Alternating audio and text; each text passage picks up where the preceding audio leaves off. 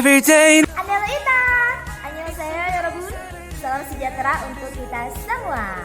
Halo teman-teman PPG, selamat datang di kanal YouTube Sri Kandi Putri. Selamat menonton video mata kuliah Seminar Pendidikan PPG Prajabatan Bahasa Indonesia Universitas Muhammadiyah Sumatera Barat. Check it out.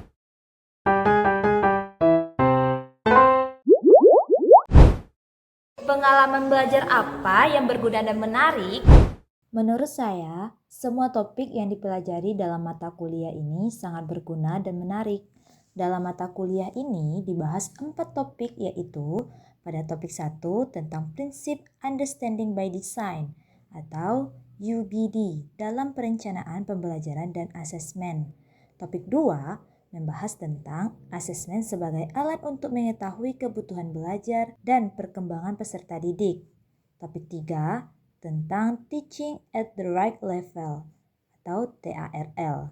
Dan topik 4 pembelajaran tentang Culturally Responsive Teaching atau CRT. Pengalaman belajar yang berguna dan menarik menurut saya adalah saat saya memahami konsep diferensiasi pembelajaran melalui pendekatan Teaching at the Right Level. Konsep ini membuka wawasan saya bahwa dalam satu kelas, peserta didik tidak bisa diperlakukan secara homogen karena mereka memiliki tingkat capaian yang berbeda-beda. TARL membuka pandangan saya bahwa guru harus fleksibel dalam menyampaikan materi dan tidak bisa menggunakan pendekatan seragam untuk semua siswa. Saya menjadi lebih sadar pentingnya asesmen awal sebagai dasar pembelajaran diferensiatif agar setiap siswa dapat berkembang sesuai kemampuannya. Pengalaman belajar apa yang berguna tapi kurang menarik? Menurut saya, tidak ada materi dalam mata kuliah ini yang berguna tetapi kurang menarik. Semua topik yang dibahas sangat relevan dan menarik, terutama karena langsung berkaitan dengan tugas saya sebagai calon guru. Akan tetapi, beberapa materi seperti mempelajari dokumen perencanaan pembelajaran yang terlalu teoritis tanpa contoh yang kontekstual menjadi kurang menarik bagi saya karena saya butuh waktu lebih lama untuk mengkaitkannya dengan praktik nyata.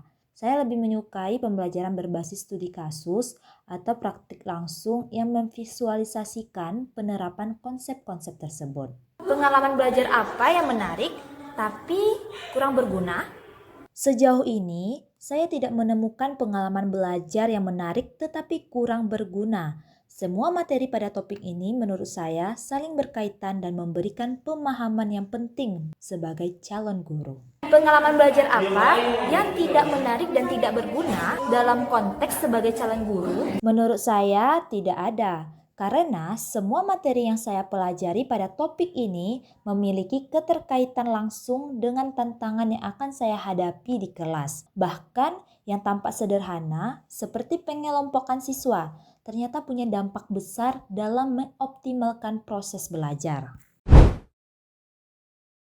Apa yang terjadi? Selama mempelajari topik ini, saya menyadari bahwa saya belum sepenuhnya menerapkan prinsip diferensiasi saat mengajar di PPL. Khususnya dalam pembelajaran terbimbing, materi memahami ciri-ciri artikel ilmiah populer. Padahal, saya menemukan bahwa ada peserta didik yang tertinggal karena tidak mampu mengikuti kecepatan belajar kelompok lainnya. Setelah mengenal pendekatan TARL, saya mulai mencoba asesmen formatif sederhana dan mengelompokkan siswa berdasarkan capaian awal mereka. Mengapa hal tersebut dapat terjadi? Hal tersebut terjadi karena saya sebelumnya cenderung menyamakan perlakuan terhadap seluruh siswa dalam kelas. Kurangnya pemahaman tentang prinsip pembelajaran yang sesuai tingkat capaian menyebabkan pembelajaran saya belum sepenuhnya menyeluruh pada kebutuhan peserta didik. Namun dengan memahami TARL, saya belajar bahwa keadilan dalam pembelajaran bukan tentang memperlakukan siswa sama rata, tetapi sesuai kebutuhan masing-masing peserta didik. Berikut artefak pembelajaran yang saya jadikan bukti untuk mendukung hasil refleksi pengalaman belajar saya. Silakan scan barcode berikut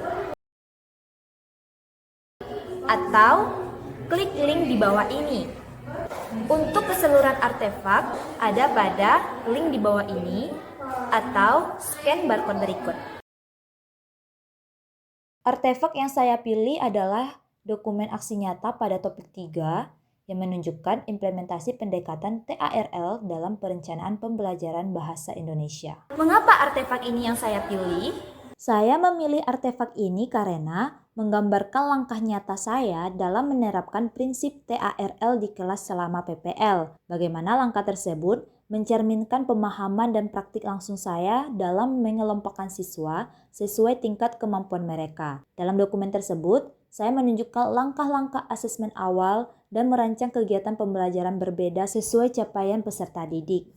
Bagian mana dari artefak ini yang mendukung hasil refleksi saya? Bagian yang mendukung dalam artefak ini adalah pemetaan hasil asesmen awal dan pembagian kelompok belajar, serta penyesuaian aktivitas belajar untuk setiap kelompok. Desain kegiatan yang disesuaikan dengan tingkat capaian mereka. Hal ini menegaskan bahwa saya benar-benar mengintegrasikan pendekatan TARL dalam proses pembelajaran nyata di kelas selama PPL. Jika saya mengajar topik ini kembali, saya akan menerapkan diferensiasi secara sistematis dengan asesmen diagnostik di awal untuk mengelompokkan peserta didik sesuai kemampuan. Materi, kegiatan, dan asesmen akan disesuaikan agar semua peserta didik belajar sesuai levelnya. Saya juga akan menciptakan suasana belajar yang nyaman, memberi ruang refleksi, dan menggunakan hasil asesmen formatif untuk menyesuaikan strategi pembelajaran berikutnya. Dengan begitu, pembelajaran menjadi bermakna, adil, dan menjangkau semua peserta didik. Baiklah, sekian jurnal refleksi pembelajaran saya Sri Kandi Putri. Terima kasih sudah menonton. Jangan lupa tinggalkan komentar di bawah ini. Terima kasih, sampai jumpa.